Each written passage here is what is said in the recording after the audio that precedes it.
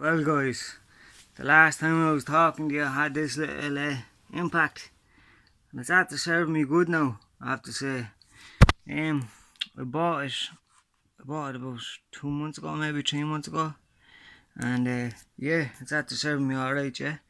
I stripped down an old dog box and used the timber that was inside it, all the 2x1s, or not the 2x2s, and I made a toolbox, a big toolbox for storing my tools for it.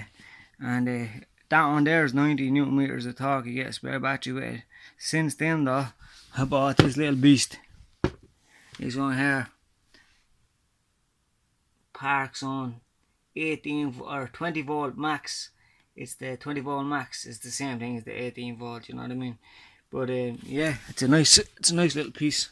You know, you got your light and all on it. You know, and these here are 1.5 amp batteries. And now on this one you just get the one 2.0 amp hour battery, and you get a little battery indicator with it as well. So you do. So I'll have a few screws out here. So I do. So 1, 2, 3, 4, 5, 6, 7 each side. So I'll drive home these 7 for you first, and we'll see which one. I like this little blue one. It's nice and for control, you know, because that other one, this one here, is very powerful. That's why I have a Milwaukee adapter for it. Well, it's in the post, like that adapter there, where the camera. See this, the adapter there, the 1/2 inch adapter. The Milwaukee one, I don't know what it is, but it sends more power. I've seen a lad taking off lug nuts with the Milwaukee adapter, the shock absorber, I don't know what the fuck it is. But anyways, I'll send these home here for you. Shortening forward.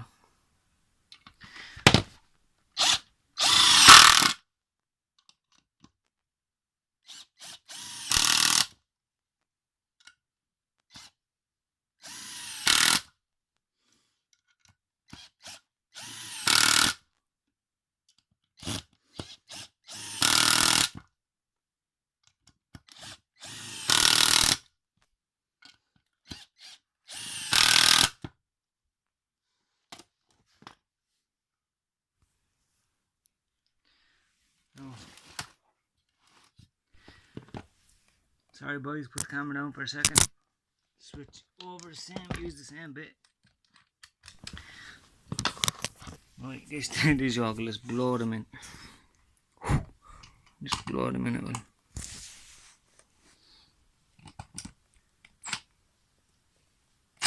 Shit. Well, I'll just go on to the next one, fuck it. Oh, I have it in reverse. Stop. Alright. Notice the power difference in it.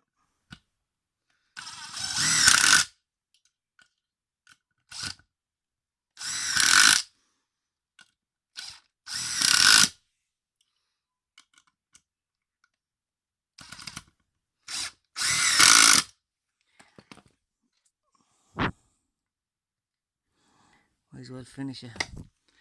That last screw there.